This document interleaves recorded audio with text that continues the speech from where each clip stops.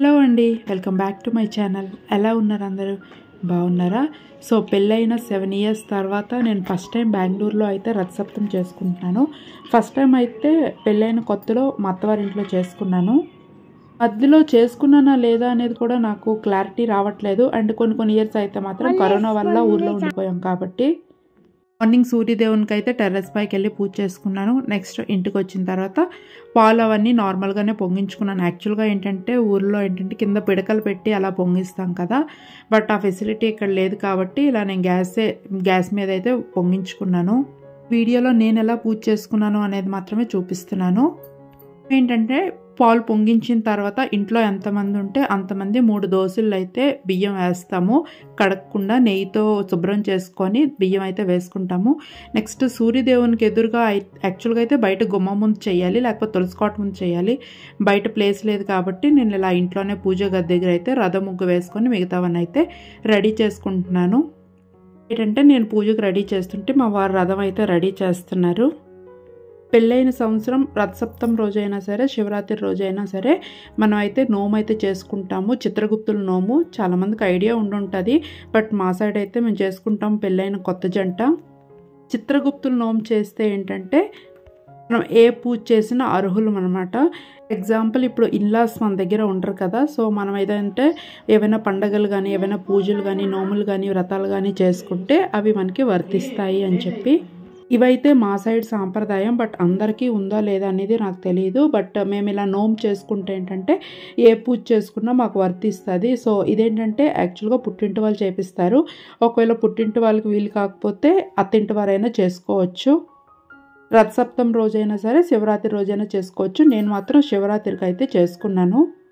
And ఈ year Sankranti కూడాను ఇక్కడే కదా చేసుకున్నాము. అది కూడా మా అత్తమ్మ పెళ్ళైన కొత్తలో, అది కూడా పెద్దలకి బట్టలు పెడతాం కదా పండగ రోజు, ఆ రోజే నాకు మా వారి చేత అయితే ఒక పూజ అయితే చేయించారు. సో ఆ రోజు అది చేయటం వల్ల మేము ఏ పూజ అంటే పెద్దల పండగ ఏది చేసినా మాకు వర్తిస్తుంది అని చెప్పి. ఆ సాంప్రదాయ ప్రకారం ఏంటంటే పెద్దవాళ్ళు ఉండగా మేము ఏ పండుగ చేసినా మాకు వర్తించదు. అంటే మా మావయ్య కానీ అత్తయ్య కానీ మేము దూరంగా ఉండేటప్పుడు. బట్ ఇప్పుడు ఏంటంటే ఆ పూజ మేము చేసుకున్నాం కాబట్టి ఇప్పుడు మా వారు ఏది చేసినా, మా వారు కానీ నేను కానీ ఏది చేసినా అది చెల్లుతుంది అని చెప్పి మా సైడ్ అయితే ఈ ఆచారం అయితే ఉంది. పెద్దవాళ్ళు ఉండగా మేము చేయటం కాదు, పెద్దవాళ్ళకి వీలు కాదు కదా, కొన్నిసార్లు ఆరోగ్యం సహకరించకపోవటం, వారు పెద్దవాళ్ళకి కొన్ని సిచ్యువేషన్లో చేయలేకపోతుంటారు కదా. సో అలాంటి టైంలో మేము చెయ్యొచ్చు అనేది దీనికి అర్థం.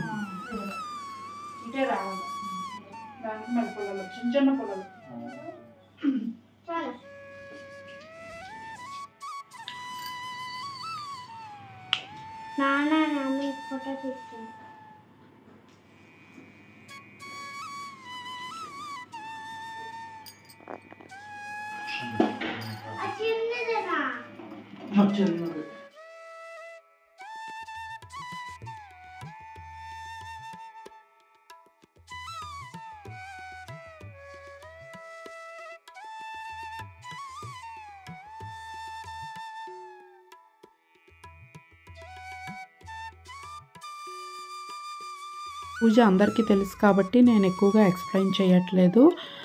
నార్మల్గా నేను ఇంట్లో అయితే పేట వేసుకొని కింద జిల్లేడు ఆకులు ఉంటాయి కదా, సో అవి అయితే పెట్టుకొని దాని మీద అయితే రథం వేసుకున్నాను. నార్మల్గా గంధం బొట్లు అవి ఏంటంటే అవి పెట్టుకుంటాము. ఇప్పుడు ప్రతిబింబం కానీ ఫోటో కానీ ఏదైనా ఉంటే అది పెట్టుకోవచ్చు, లేకపోతే తమలపాకు పైన నార్మల్గా సూర్యుడి రూపం వేసుకొని అది మనం పూజకి అయితే పెట్టుకుంటాము. ఈరోజు సూర్యుడికి ఎరుపు వస్త్రం కానీ, అక్షంతలు కానీ, పువ్వులతో కానీ పూజ చేస్తే చాలా ఇష్టము.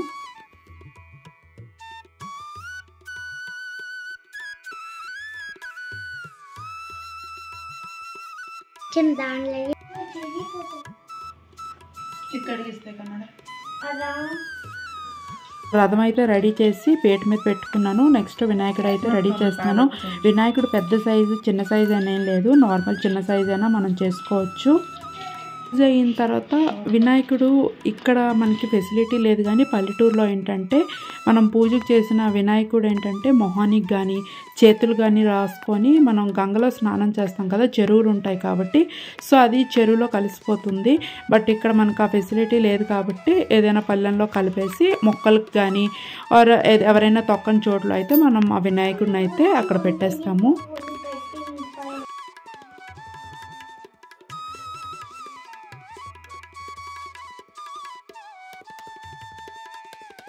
ఇక్కడ ఏంటంటే గోధుమ దీపం అయితే నేను రెడీ చేసుకుంటున్నాను. ఇంట్లో ఎవరికైనా ఆరోగ్యం బాగాలేకపోయినా ఆర్ నార్మల్గా అయినా మనం ఈ దీపం పెట్టుకోవచ్చు. ఈరోజు గోధుమ దీపం వెలిగించుకుంటే చాలా మంచిదంట. అండ్ గోధుమల పైన 7 ఒత్తులు కానీ 12 ఒత్తులు కానీ నువ్వుల నూనె కానీ ఆర్ నెయ్యి కానీ వేసుకొని మనం సూర్యదేవునికి దీపం వెలిగిస్తే చాలా మంచిదంట.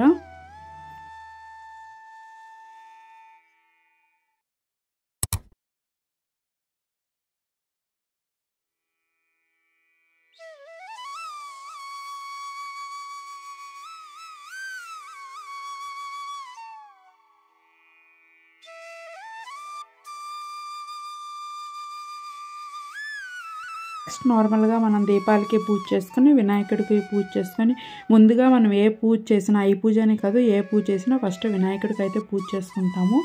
నెక్స్ట్ మనం ఏదైతే పూజ చేసుకుంటామో ఆ పూజ అయితే స్టార్ట్ చేసుకోవాలి. మనం బెల్లం పరమాన్నం అయితే ఉండాం కదా, సో అవైతే 7 ఆకుల మీద అయితే వేసుకోవాలి.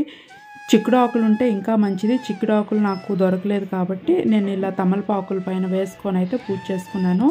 ఈరోజు తమలపాకుల పైన కొంచెం పరమాన్నం, రేగిపళ్ళు, చెరుకు ముక్కలు 7 విధాలుగా 7 పలహారాలు పెట్టేసి మనం అయితే సూర్యదేవునికి అయితే పూజ చేసుకుంటాము.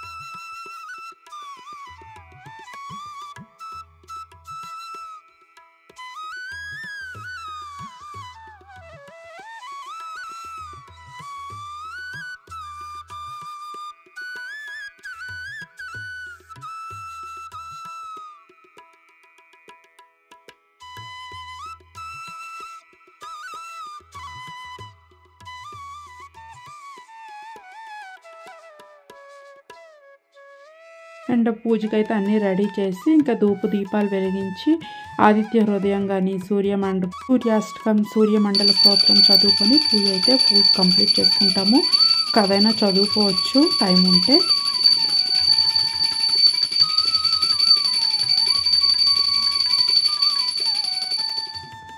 తిషిరా పూజ చేద్దాం, కూర్చో.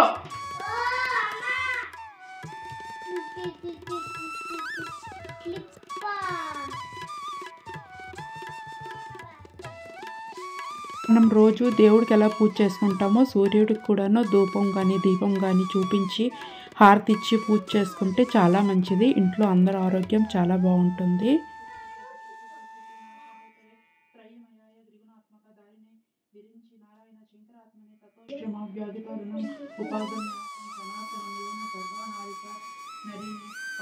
నక్షత్రాలు అయితే చేతిలో పట్టుకొని పూజ అయినంత వరకు మనం అష్టోత్తరాలు అవన్నీ చదువుకుంటాం కదా.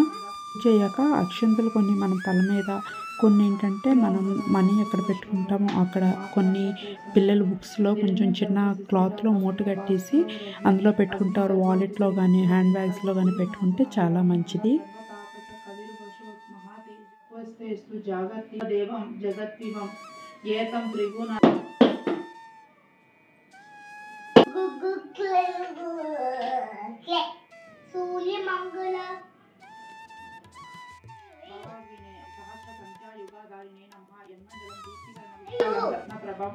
తీవ్ర మనాది రూపం సూర్యాష్టమం ఆదిదేవ నమస్తుభ్యం ప్రసీ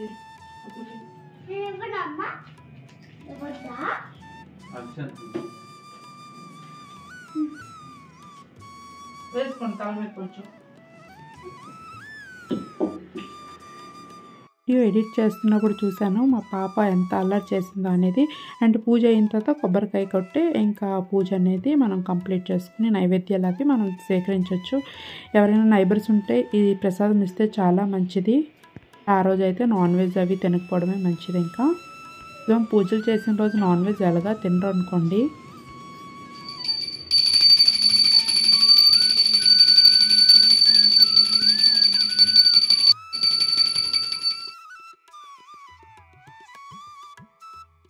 పూజ అయితే సంపూర్ణంగా కంప్లీట్ చేసుకున్నాను. మీకు ఎలా అనిపించినది కమెంట్ చేయండి. అండ్ ఆ రోజు ఈవినింగ్ అయితే ఉపవాసం అయితే నేనేం చేయలేదు. అండ్ ఈవినింగ్ అయితే సూర్యదేవుని గుడికి అయితే వెళ్ళాము. యాక్చువల్గా మాకు గుడి ఉందని తెలీదు. అనుకోకుండా నేను ఇలా గూగుల్లో సెర్చ్ చేస్తే ఈ గుడి అయితే కనిపించింది. ఇంకా మాకు దగ్గరలో ఉందని చెప్పి వెళ్ళాము. అండ్ దీనికి టైమింగ్స్ కానీ ఏమీ లేదు. బట్ వెళ్ళిన తర్వాత గుడి అయితే చాలా బాగుంది. ఈ గుడి ఓన్లీ సూర్యనారాయణమూర్తి గుడి. అండ్ ఇదేంటంటే జేపీ నగర్లో అయితే ఈ గుడి అయితే ఉంది. అసలు అనుకోలేదు గుడికి వెళ్తామని. అండ్ అప్పటికప్పుడు ఏంటంటే ఇంకా మధ్యాహ్నం లంచ్ అవన్నీ కంప్లీట్ చేసి అండ్ ఈవినింగ్ అలా వెళ్దాము అనుకుంటే ఇంకా స్టార్ట్ అయ్యాము. బెంగళూరులో ఉండేవాళ్ళు తెలియని వారు ఎవరైనా ఉంటే తెలుసుకుంటారు కదా అని చెప్పి చిన్న వీడియో అయితే తీసుకున్నాను. గుడి మాత్రం చాలా బాగుంది, చాలా ప్రశాంతంగా ఉంది.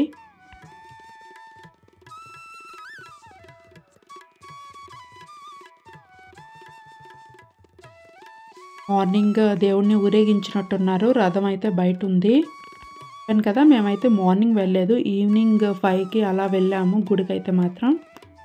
ఈ గుడి మొత్తం పాలరాతితోనే కట్టించారు.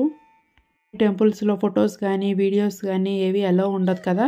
బట్ ఇక్కడ మనం ఫొటోస్ కానీ వీడియోస్ కానీ ఏవి తీసుకున్నా ఏమి అనట్లేదు. చాలామంది డ్రోన్ కెమెరాస్ తెచ్చుకొని మరి వీడియోస్ తీసుకుంటున్నారు. బట్ వాళ్ళైతే ఏమనట్లేదు, పైగా కోఆపరేట్ కూడా చేస్తున్నారు. ఈ గుడి గురించి ఎవరికి తెలియదు అనుకుంటాను. ఎందుకంటే దీని క్లోజింగ్ టైమ్స్ కానీ ఓపెన్ టైమ్స్ కానీ గూగుల్లో కూడా లేవు. మేము ఇంకా అనుకున్నాము వెళ్ళిన తర్వాత క్లోజ్ అయిపోద్దేమో అని చెప్పి. బట్ వెళ్ళిన తర్వాత క్లోజ్ అయితే అవ్వలేదు.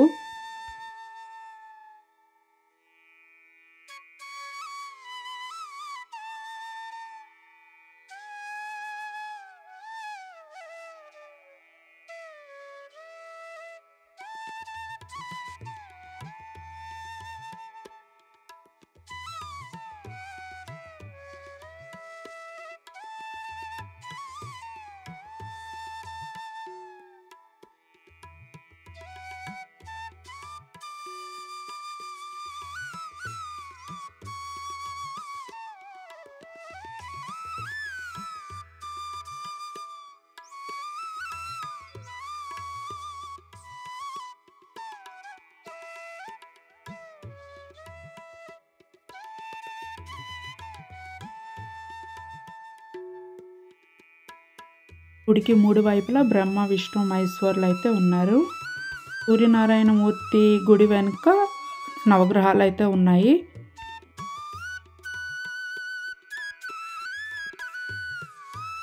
ఎదురుగా కనిపిస్తుంది కదా, అదే నవగ్రహాలు.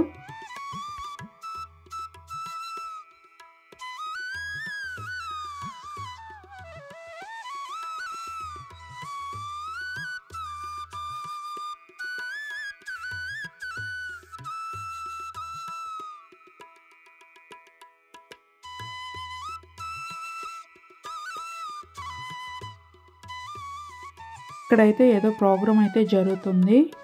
కూడా గుడి లోపలే, కాకపోతే గుడి పక్కన కొంచెం ప్లేస్ ఉంది కదా, సో అక్కడైతే ఏదో ప్రోగ్రామ్ అయితే జరుగుతుంది. నెక్స్ట్ అయితే లక్ష్మీనారాయణ దేవస్థానంకి అయితే వెళ్దాము. ప్రోగ్రామ్ అవుతుంది అని చెప్పాను కదా, దానికి సూర్యనారాయణమూర్తి గుడి మధ్యలో అయితే ఈ దేవస్థానం అయితే ఉంది. చాలా పెద్దది. ఇక్కడ ఏంటంటే లక్ష్మీనారాయణ స్వాములు అయితే పూజింపబడుతున్నారు. చూసారు కదా, చాలా విశాలంగా ఉంది. ఎంతమంది అయినా వచ్చి ప్రశాంతంగా కూర్చోవచ్చు పూజ కంప్లీట్ చేసుకొని. గుడి దగ్గర కొద్దిసేపు కూర్చొని ఇంకా అక్కడ నుంచి స్టార్ట్ అయిపోయాం. Main problem parking.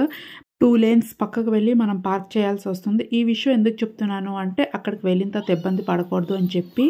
ఇప్పుడు నుంచి ఎగ్జిబిషన్కి అయితే వచ్చాము అండ్ ఈ ఎగ్జిబిషన్ మా ఇంటి దగ్గరే జరుగుతుంది. ఫుల్ వీడియో పెట్టట్లేదు, బెంగళూరులో రెగ్యులర్గా ఎగ్జిబిషన్స్ జరుగుతూనే ఉంటాయి, అందుకే చిన్న చిన్న క్లిప్స్ అయితే యాడ్ చేశాను. ఇక్కడితో అయితే వీడియో ఎండ్ చేస్తున్నాను. మరొక మంచి వీడియోతో నేను మళ్ళీ మీ ముందుకి వస్తాను. మీకు కానీ ఈ వీడియో నచ్చినట్టయితే లైక్, షేర్, సబ్స్క్రైబ్ చేసుకోండి. అలాగే మీ ఫ్యామిలీ అండ్ ఫ్రెండ్స్తో కూడా షేర్ చేయండి. Until then bye.